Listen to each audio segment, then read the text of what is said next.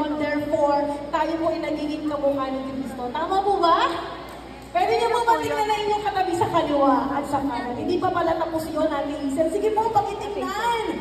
Nananahan po dyan ang Espiritu ng ating Panginoon. And for this month, today, ang theme po natin is Christ's presence is the answer. Alam niyo po, ang sabi po ng Panginoon, 2 or 3 gathered together in the name of our Lord. He is in the midst of us. Amen. Ilan po dito yung nagagalak? Sapagkat sa lugar pong ito ay kinaglag po ng ating Panginoon. Pwede po ba magsabi ng malakas na Amen? Amen! Amen! Amen! Pero hindi po natin maipagkakaila. Ang presensya po ng Panginoon ay nasa ating kalagitnaan. Pero po nagiging maiksi ang kamay ng ating Panginoon at bingi po ang kanyang mga tenga. Kaya po minsan yung mga prayers natin parang nagbo-bounce back. Although the presence of the Lord is here, pero may pagkakataon na hindi po tayo naririnig ng ating Panginoon. Alam niyo po ba kung anong dahilan? Alam niyo po ba? Because of our sins. Our God is a gracious God. He is an over-powerful and over-faithful God. Pero po, nagiging mahina po tayo kapag po tayo po sa Panginoon ay nagkakamali ng pagkakasala. Amen po ba? And right now, can we just raise our hands to the Lord? Huwag po natin sayangin ang pagkakataong ito na hindi po natin maririnig ang tinig po ng ating Panginoon. Can we just raise our hands to the Lord? Come on, let us confess our sins. Panginoon, sabi mo po sa iyong salita, 2 o 3 na nagkatipon sa iyong tabi ng pangalan. You are in the midst of them. Right now, we are acknowledging your presence, Panginoon. Therefore, alam po namin, Panginoon, sa kalagitnaan na ito po, Panginoon, naririto ka. At ikaw po, magbibigay po sa amin ng karunungan. Pero Panginoon, may mga bagay, O Diyos, na nagiging bingi ang iyong mga tendency, ang iyong mga kamay because of our sins. Mga bagay na nasambit, mga bagay po na ginawa na hindi po naging kalungkulan sa iyong harapan. Right now, in the name of Jesus, we are completely asking for forgiveness, Panginoon. Lord, ikaw po ang Panginoong Diyos. Ibinigay mo po ang iyong buhay sa krus ng Kalbaryo upang sa ganito pong pagkakataon, Panginoon, ay kami ay maging malaya at makarinig ng iyong pong salita sa umagang ito. Lord, pagpalain mo po, Panginoon, ang umagang ito, including, Lord, the preaching of your word. Lord, ito po ay maging personal message to each and every one of us. Lord, we are acknowledging your presence, the Lordship of our Lord Jesus Christ here in this place, and the manifestation of your signs and your wonders. Lord, renew our strength. In the name of Jesus, we pray that we all say, Amen. Amen. Amen. Today, sige nga po, pakipalakpakan ng Diyos with all our might, with all our strength. Amen. Pwede niyo po masabihin sa katabi niyo, kamusta ka, kapatid? Yan. Sa kanan, kamusta ka? Di po ba parang isang buong linggo, umulan ng umulan? Di po ba parang nakakasawa na ang ulan? Nakakapagod na maglimas ng tubig, ng baha? Di po ba? May mga bagay tayo pag paulit-ulit na nangyayari, nakakapagod. But today, ang ating pong mensahe ng Panginoon, this very morning, ito po ay customized to each and every one of us. Pwede po ba natin basahin? 1, 2, 3, go! Regaining strength to carry on. Amen. Alam niyo po, lahat po tayo na tumanggap sa Panginoon, we have the strength that comes from within, na galing po sa Panginoon. Yung strength pong yan, hindi po yan unlimited. Although galing po yan sa Panginoon, there will come a time na kayo po ay mapapagod. Di ba? Dumarating po ba yung pagkakataon na, Lord, ito po yung ipinanalangin ko sa inyo, magkaroon ako ng pamilya, magkaroon ako ng anak, pero bakit nakakapagod? Marami yung makaka-relate, Lord, pinag-pray ko po itong business na to, pinag-pray ko po itong trabaho na to, and yet, I am severely tired. Sabi niyo nga po, I am tired. I am tired. And you know what? Alam ho ng Panginoon na kayo po ay paborita sa pinagdadaanan ninyo. Kaya nga ho, meron ng invitasyon ng Panginoon. Matthew 11:28. Come, all you are weary and tired, and I will give you rest. Kaya naman, ngayong umagang po ito, sit back and relax. Sabay-sabay ho tayong mag-comfort ng salita ho ng Panginoon. Sabay-sabay ho tayong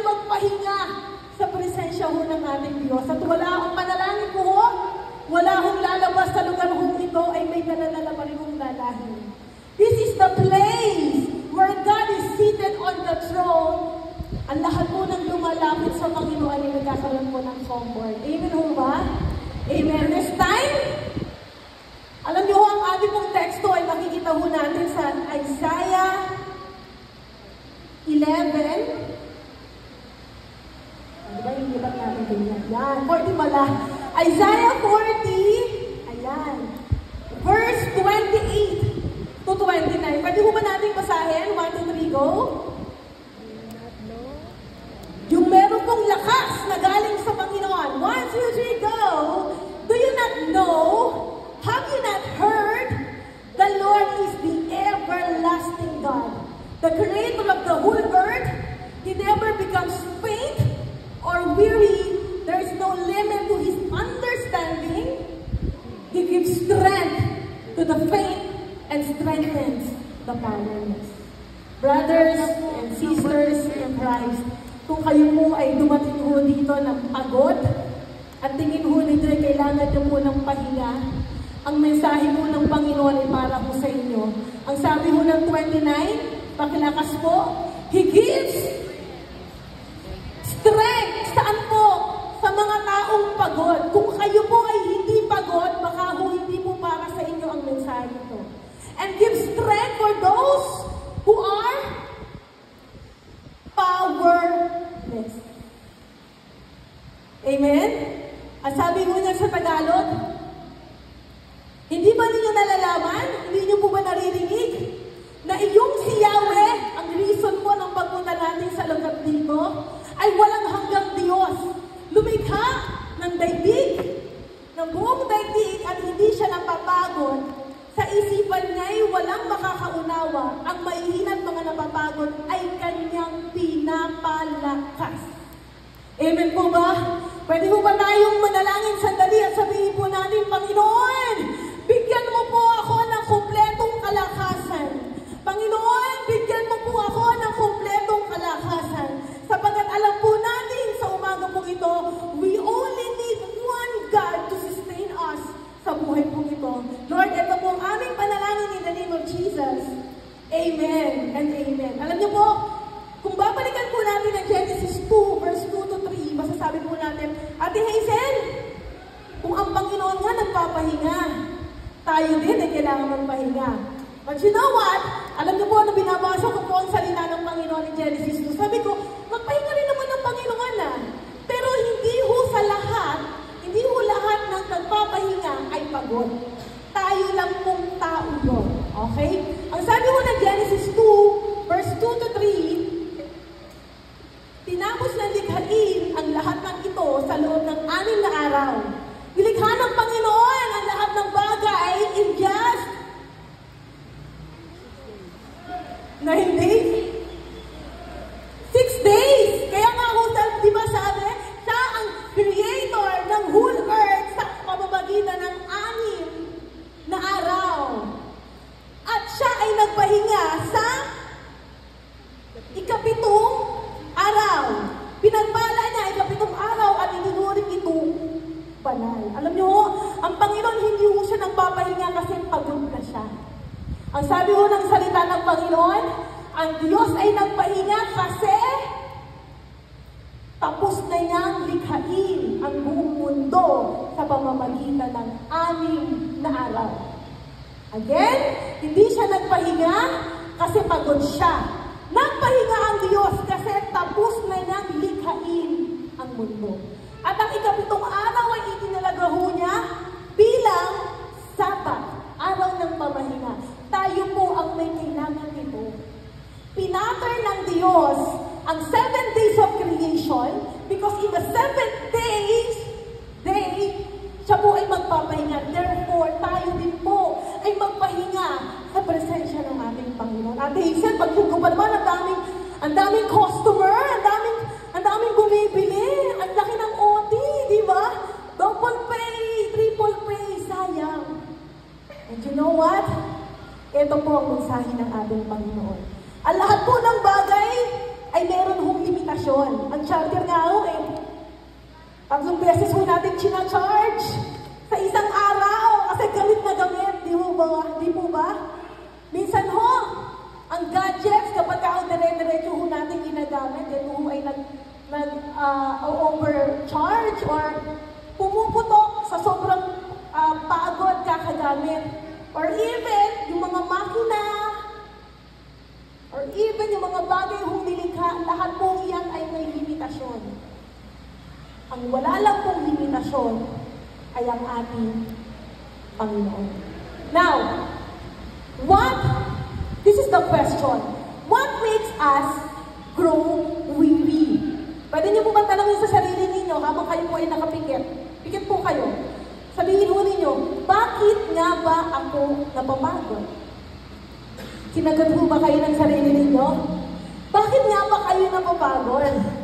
Marahil, marami hong dahilan kung bakit ho tayo napapagod. Ang sabi ho dito, everything that we do takes energy from us and causes our energy level to reduce. Kahit ho kayo, lahat po ng ginagawa natin, naglalakad ho tayo, pagpunta nyo dito, it takes energy, kaya minsan napapagod kayo. Tama? Mag-isip lang ho kayo, di ba yung tumatakbo sa isip ho ninyo, takbo ng takbo, pati ho rin ho yun, napapagod. Kakatakbo sa isipan natin. Now, let us all assess. Kasi marami hong pagod na tinutukoy. Right? Baka kasi, pagod ka lang physical, pwede ka lang matulog, tanggal na yung pagod mo. Now, sa buhay ho natin, tignan ho ninyo kung saan nanggagaling ang ating pagod. Okay? Pwede siyang physical. Halimbawa, yung buong araw ninyo nagtatrabaho o nag-aaral. Tapos pag uwi mo, pakiramdam mo, wala ka ng enerhiya. Kaya minsan kapag sobrang puyat ka na, ayaw mo nang kumain. Ang gusto mo lang ay matulog. Diba? Yan yung mga simpleng pagod na kaya ng tulog, kaya ng kain, tapos maririgin agad ng strength. Pangalawa, meron din naman pong pagod na emotional or emotionally. Tama po ba?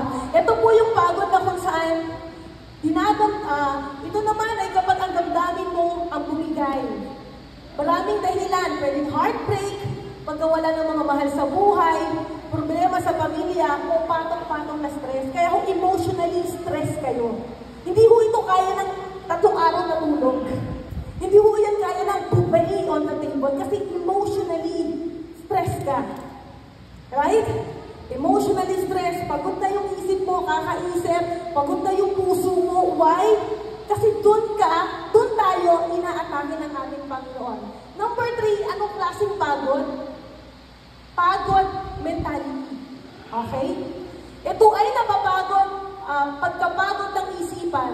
Marami kang iniisip, sunod-sunod na problema, at wala ka ng mental space para mag-isip ng maayos. Parang nag-overthink ka na. Paano pag ganito? Paano pag ganito? Paano pag ganito? Negative lahat ang inilalabas ng isipan mo. Kaya naman kahit pagod ka physical, pagod ka emotional, pero ibang klase kapag mental. Why? Kasi ito yung something na karamihan, hindi ho tayo nauunawaan ng tao. Meron ho tayo tinatawag na psychological problem. Problemang pangkaisipan. Kaya ho marahong depressed, marami hong stress, marami hong suicidal thoughts, kasi ito yung mentally, you are really, really tired. Hindi siya kaya ng tulog. Hindi siya kaya ng pag-ibig ng tao. Okay?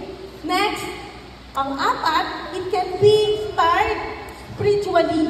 Okay?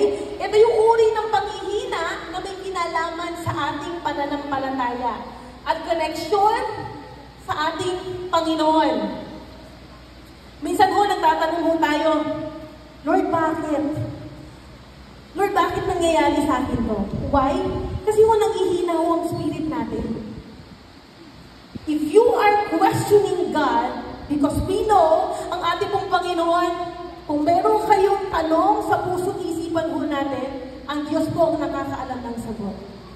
Questioning God is okay, pero ho yung tanong na bakit ako, yun po yung tanong na kung saan nawawala ho ang ating pananampalataya sa ating Panginoon.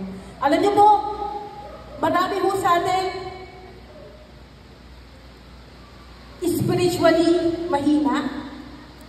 Lumalabas po siya physically. Kaya ho, nagkakaroon ng relational problem, kaya ho nagpapatong-patong ho sa utang, kaya ho tuliro, kaya ho may anxiety because spiritually, dun ho mahina. Kaya ho may sinabing, ang nangyayaring physical ay may kinalaman ho sa spiritual. At ito po ang ginagawa ho sa atin ng kaaway. Ang mapalayo ho tayo sa ating Panginoon. Panghihinang spiritual, ito po minsan ang mahina ho sa atin na kailangan ho natin palakasin. Ikalima ho panghihina or magiging tired socially. Okay? Ito yung pakiramdam na ikaw ay mag-isa, walang masasandalan, walang makausap, na para ba tila mo ba, ikaw na lang ang mag-isa. Ikaw na lang ang natitira sa mundo at wala ka ng kadamay. Yung parang ina-isolate mo na yung sarili mo. Yung parang nalulubat na yung social battery mo. Marami mong pinanggagalingan ng kahinaan. Alin ho doon? We need to assess. Kasi kung spiritual ho yan, dapat ho lumapit ho tayo sa salita ng Panginoon. Kung yan ho ay emotional, we need to forgive ourselves and the people around us. Hindi ho isang approach lang. Okay? Hindi po siya centrum. Complete. Pag ininom mo, A to Z, lalakas ka. Pero this time, we need to assess kung saan ho nanggagaling ang ating kahinaan. Alam niyo po, ang sabi mo dito, we too can become weary. Wala hong pinakamalakas sa mundong ito na hindi mo nanghihina. We go through this hardship, we can become overwhelmed, discouraged, and faint. Kahit nga ako siguro si Brother Eli nanghihina, di po ba? Kahit po yung mga superheroes, di po ba? Si Superman, ano ho kainaan niya? Ano ho? Si Superwoman ang kahinaan mo niya, di po ba? Si Superman, akala mo, tila mo ang lakas ng loob. Maglagay ng pantalon, tapos brief. Yun pa lang lakas na niya eh. Pero babagsak din pala siya kay Superwoman, di mo ba? Superwoman. Kasi ang kahinaan niya ay babae, di mo ba? Pero sa superhero, ang kahinaan niya talaga si Kryptonite, si Iron Man, ano po kahinaan niya?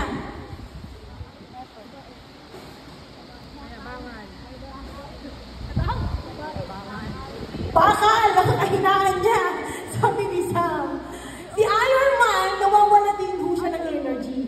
Si Spider-Man ho, ano ho kahinaan niya? Ano ho? Ano daw? Ang kahinaan ni Spider-Man, yung mga patong-patong na responsibilities na nasa kanya. Even the superheroes na burden at na burn out din ho. Kayo ho, pakitingin ho ang sarili ninyo. Meron ho ba kayong kapa? Meron ho ba kayong shield? Meron ba kayong superpowers? Tayo po ay prone na manghina.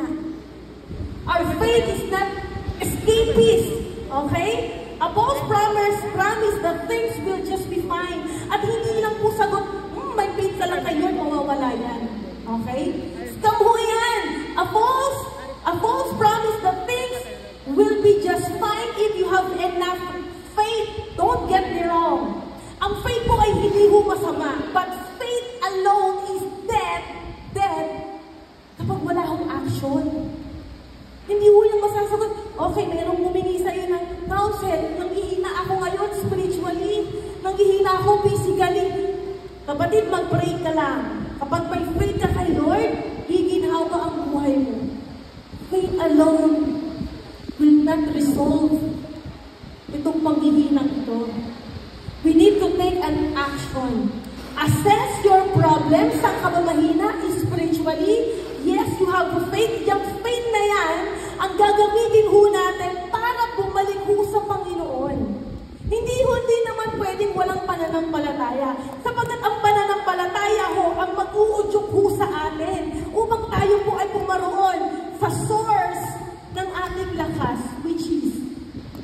Panginoon. Pakitingin nga ho yung katabi ninyo.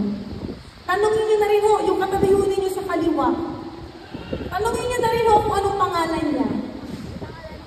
Ano ang pangalan niya? Tapos sabihin mo, ano? Hazel, pagod ka na ba? Tanungin niyo nga po yun. Anong sagot? Pagod na pagod na pagod na pagod na pagod na pagod na pagod na pagod. I'm sorry. Ako na may alam. Yun po ay trend sa TikTok kung hindi niyo po nakikita. Ano po ba? Sabi, Jo, ano? Pagod ka na ba? Sabi naman ni Catherine Bernardo, pagod na pagod na pagod na pagod na pagod na pagod na pagod na ako. Ay, ilan mo sa atin na nakapag-TikTok na ng gano'n? Hindi mo ba? Kasi yung pagod, kung wala ho tayo sa source ng strength, yung pagod ho ay hindi ho maiibsan. Okay? Now, sabi ho dito, pakibasa ho yung malaki, 1, 2, 3, go. Our God is never tired. And this is the good news. Ang Diyos po ay hindi ho napapagod sa atin. Okay? The power of God is never diminished. Hindi ho nababago, hindi ho nababawasan ang lakas ng ating Panginoon. Marahil ito ho ang prayer ninyo, Lord. Dahil sa paulit-ulit ho nating pagkakasala, paulit-ulit ho tayo nakakagawa ng hindi ho kalooban ng Diyos. At paulit-ulit tayong tumatakbo sa nais na sa gustong gawin sa atin ng Panginoon. Marahil sinasabi ninyo, Lord, pagod ka na ho, Lord. Hirap ka na ho sa, ano mo yun, nagsasawa ka na ho sa akin. Pero ito po ang isang patunay, hindi ho napapagod ng Panginoon sa kakaintindi, sa pagmamahal, at sa pag-aantay ho sa atin. Tayo ho kasi matigas ang ulo eh. Di ba, anak, sinabi ko sa iyo, nagpadala pa ako ng tao, nagpadala ako ng ganito, nagpadala ako ng mga hindrances para hindi ka na pumunta sa lugar na yun. And yet, sinunod mo pa rin ang sarili mo. Pero ang Panginoon, He is understandable God. Nauunawaan ho niya kung saan ho tayo nanggagaling. And never in your mind na sasabihin ho ninyong napapagod ang ating Panginoon, hindi ho siya napapagod. Amen? Kaya naman sabi ho dito, no wonder this verse continues to tell us, ang Diyos lang po ang may kayang magsabi ng, He gives power to the weak and strength to the powerless. Siya lang po ang may kapangyarihang magsabi na siya ang nagbibigay ng kalakasan sa bawat nanghihina. Kaya ho sabi ng 2 Corinthians, yung sinabi ho ni Pablo, in my weakness, your grace is sufficient. Tama ho ba? Sa bawat panghihina ho natin, ang Panginoon ho ang nagbibigay sa atin ng kalakasan. Kaya ho tama yung kantang, and now, let the weak say, I am strong. Let the poor say, I am rich, because of what the Lord has done for us. Hindi ka malakas kasi maganda yung vitamins mo. Hindi ka malakas kasi magaling kang mag-gym. Malakas ka kasi ang Diyos ho ang nagbibigay sa atin ng kalakasan. Amen ho ba? Let us avail of His unlimited power and strength. Mga kapatid, avail ho, wala ho kayong kailangang membership. Hindi nyo ho kailangang magbayad ng 100,000 for us to experience the unlimited source of power. Kung ang meral po ho, nagmamahal at umiiyak ho tayo kapag nagtataas ho iyon. Pero subukan ho ninyong wala kayong kuryente, mas malakas ho ang iyak ho natin. So sa Panginoon ho, yung kapangyarihan, the same power that Jesus raised from the dead, is at work on us. Nasa sa atin ho yan, libre, walang bayad. Because our God is the ultimate source of our strength. I pray kapag ako sa gabi umiiyak po kayo at kayo po ay nabibigat ang lubha, maaalala ho ninyo ang pangako ng Panginoon. Avail the unlimited source of power and strength na nanggagaling ho sa ating Panginoon. Now, ano ho bang power ang tinutukoy dito ng ng ating Diyos. Number 1, basahin mo natin ng sabay-sabay. 1, 2, 3, go. The power to overcome. Overcome what? In 2 Corinthians 15, ang sabi mo dito, pwede mo ba din natin basahin ng mas malakas? Okay? Go. But God is the one who gives us power over sin through Jesus Christ, our Lord. We give thanks to Him for this. Bakit overcome? Power to overcome sin. Bakit ho sin? Pwede na lang overcome to power the lies of the enemy or whatsoever. Kasi ho, alam ho ng kaaway na mahina ho tayo kapag tayo ho ay malayo sa Panginoon. Amen po ba? Because the ultimate source of our strength is our God. Ang ginagawa ho ng kaaway, paghiwalayin ho tayo. Okay? Sabi ho natin kanina sa prayer natin, nagiging maikli ang kamay ng Diyos at pingi ang kanyang mga tenga because of our sin. And therefore, the Lord give us the power to overcome sin. Bakit? Kasi hindi ho tayo pwedeng malayo sa Panginoon kasi alam ng kaaway,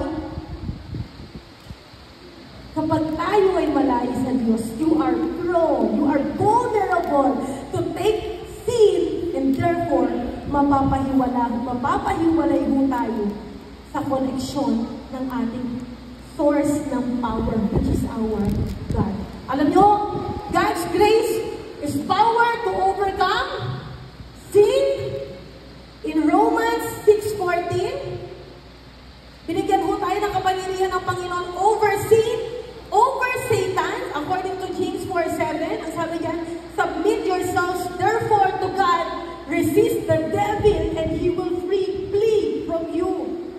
Hindi ho tayo makakawala sa kaaway ng tayo lang. Ang sabi diyan, submit yourselves to God and resist the devil. You will never ever resist the devil if you do not have God on your own. Kaya huwag ka na pupunta dyan, kapatid. Kung alam mong mahina ka at wala si Kristo sa puso mo, magkakasala ho tayo. Sabi ho, God's grace is power to overcome self. Ang ating hong sarili, minsan hindi ho natin makontrol. Kaya ho sabi ho ni Pablo, bakit yung gusto ko? Bakit yung ayaw ko? Yun yung ginagawa ko. Kasi ho, ang katawan ho natin ay nagiging dahilan ho ng ating pagkakasala. But, basahin nyo na lang ho sa bahay, verse ng Peter 4, verse 12, si Kristo ho ay nagdusa sa laman, kaya ho tayo, kontrolado ho ng Panginoon ang ating mong flesh. At binigyan ho tayo ng kapangyarihan to overcome the destruction of the enemy. Now, this power, para saan ho ang kapangyarihan ng Panginoon? This power enables Christians to, number 1, basahin mo natin, resist temptation. Kung alam mo na hindi mo pa tinanggap ang kapangyarihan ng Diyos, you will never ever resist the temptation. Alam nyo, ang temptation, huwag ho natin siyang maliinin. Because katulad ho ng description ho ng salita ng Panginoon, He is like a roaring lion, seeking someone to devour. Naghahanap ho siya ng kahinaan mo. That's the time. Sisimahin ho tayo. Powers enables Christian to, number 2, live a more righteous life. Wala naman akong tinatapakan tao. It's not enough. To have Christ, you are living in a righteous way. Kaya nga ho, we see Christ in the people around us. Number 3, find freedom from the bondage of sin. Kung tayo ho ay nasa kasalanan currently, kung tayo ho ay nasa bondage, nasa curse currently, take note of this. Ang kapangyarihan ho ng Diyos ay nasa sa inyo. We can find freedom from the bondage of this sin. And we can overcome the works of the enemy. Kaya nga ho, greater is Jesus that is within us than si Satan in this world. Pero bakit ho may mga Christian na nanatalo? Because hindi ho natin fully internalize at ma-meditate ang salita ho ng Panginoon. He gives power to the weak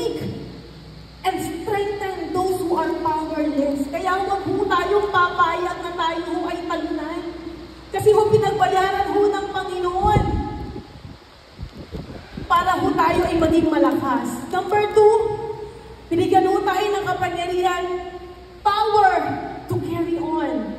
God is encouraging us to find strength and hope in God. The key word here is, ini-encourage mo tayo ng Panginoon. God is not pushing us.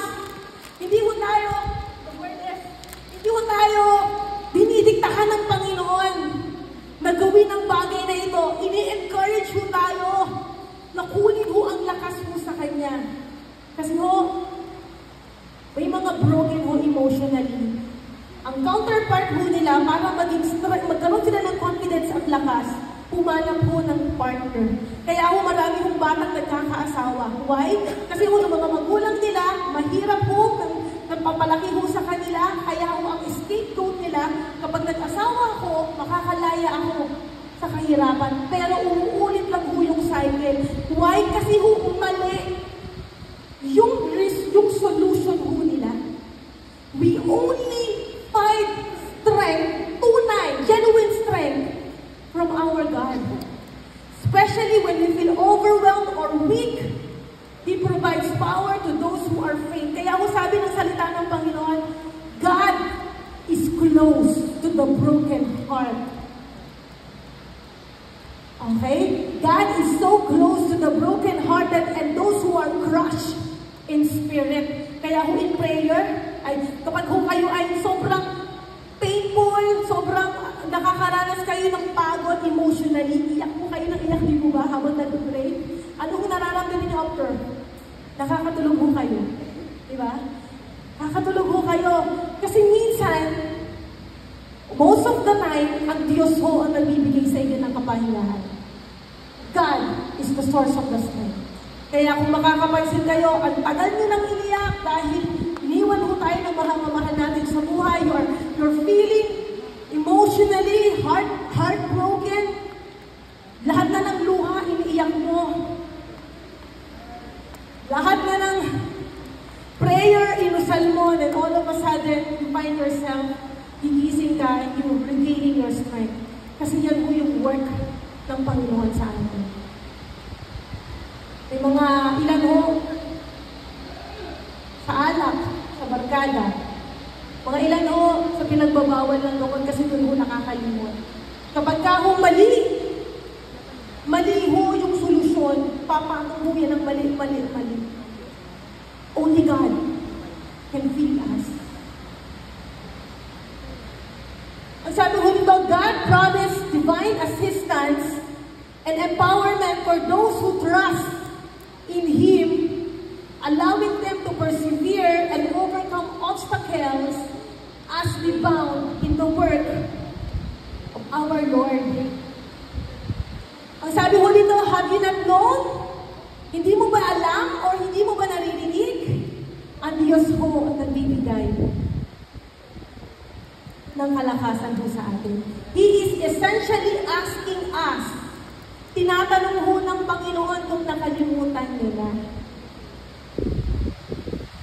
If we have forgotten who God is, maging reminder ho sa atin, ano ho pa yung naging dahilan kung bakit ho tayo kumilala sa Panginoon. Ano po yung na-experience ho ninyo spiritually, kung bakit ho kayo nagpapatuloy. Again, the Lord is asking you, have you not known? Nakalimutan mo na ba, anak?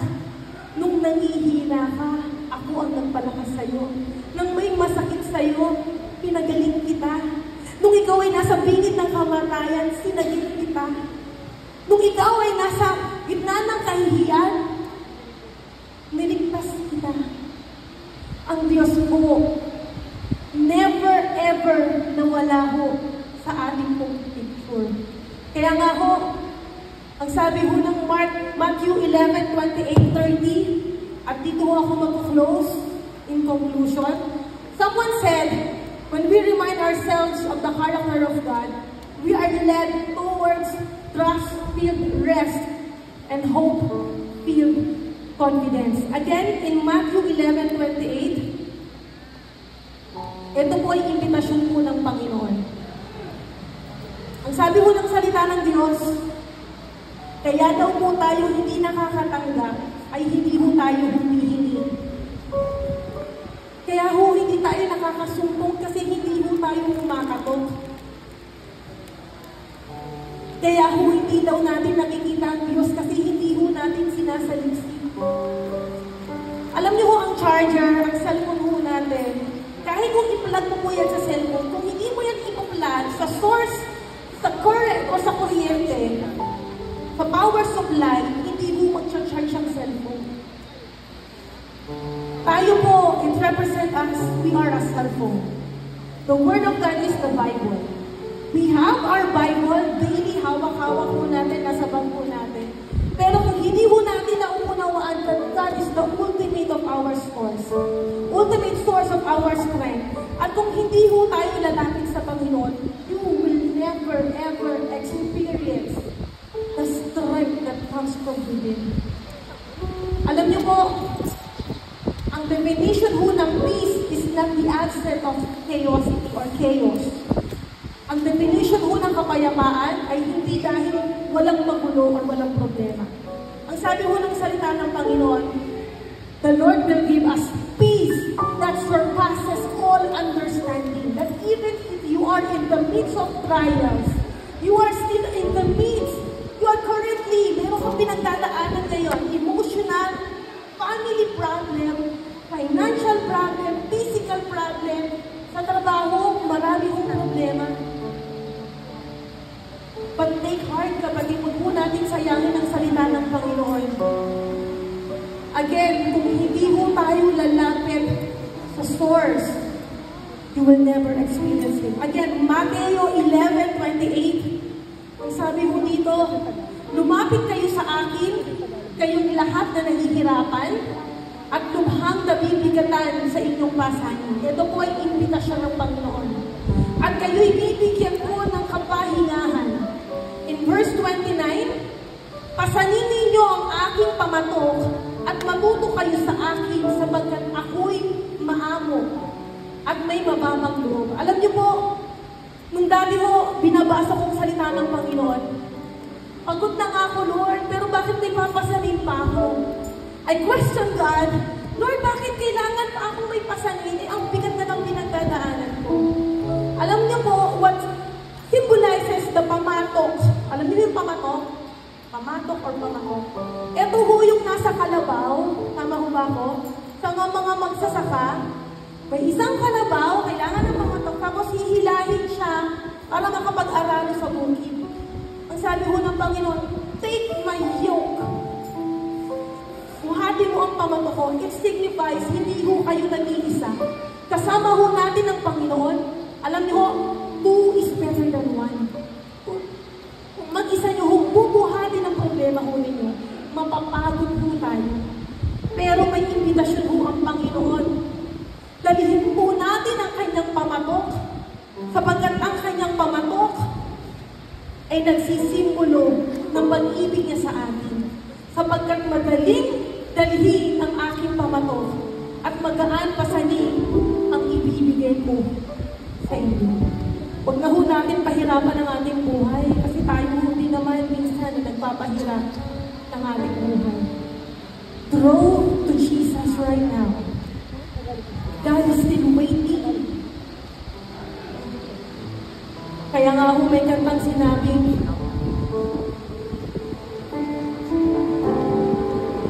habang tayo po ay tumatayo sa presensya ng Panginoon,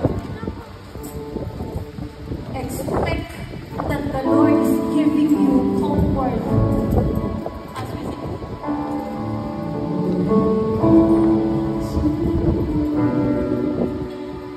Let my heart be changed with you,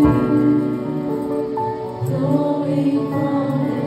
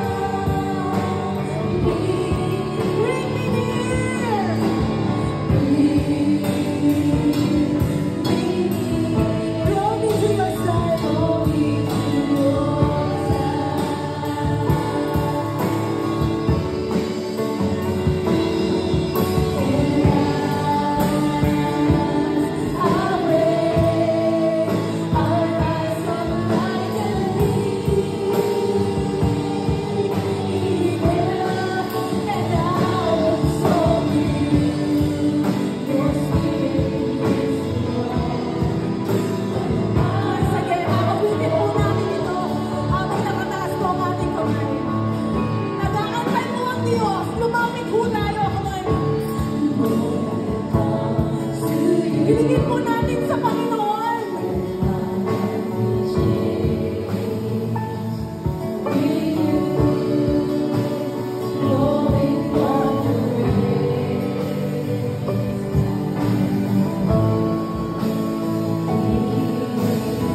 Lord, we are tired of this world, and we come to your presence right now. So you know,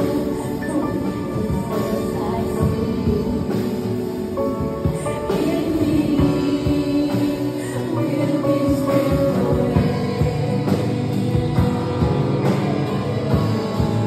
By the power of love. At kapinunin niyo ang kapangyarihang binibigay ng Diyos.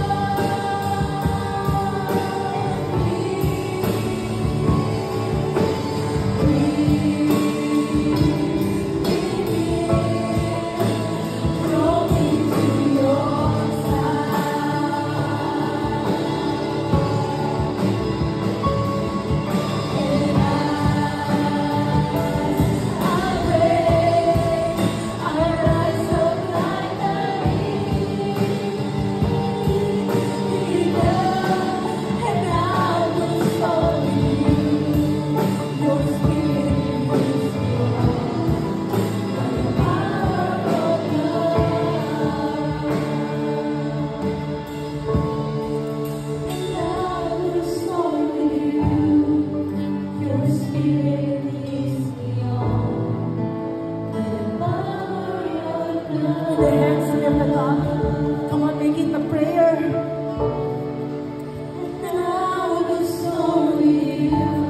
Alam mo ng Panginoon, huwag mo kayong mag-alala. Wala akong nalilingid sa ating Panginoon. Wala akong iyak na nasasayang. Wala akong panalangin na hindi mo nasasayang. Alam mo ng Panginoon that you are really tired. And you are about na sumuko na, konting-konti na lang, malapit ng sumuko. But you know what? Hindi ho aksidente na naririnig niyo ang salita ng Panginoon. The fact that you are here, ang nais ho ng Diyos ay maging malakas ho tayo ng katulad ng isang agila. We will soar higher than the clouds. Sapagkat there will be a storm. There will be a typhoon. There will be a tribulation. But if God is for us, then who can be against us?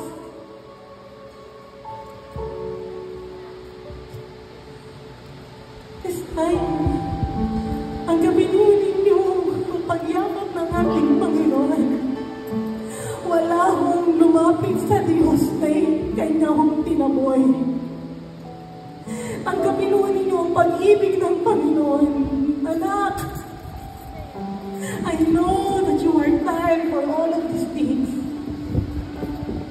Ang Diyos po ay tumatakbo, papalapit mo sa atin upang tayo po ay kanyang yakapin. At sabihin ho natin ang talaga ho natin. At isurrender ho natin sa Kanya.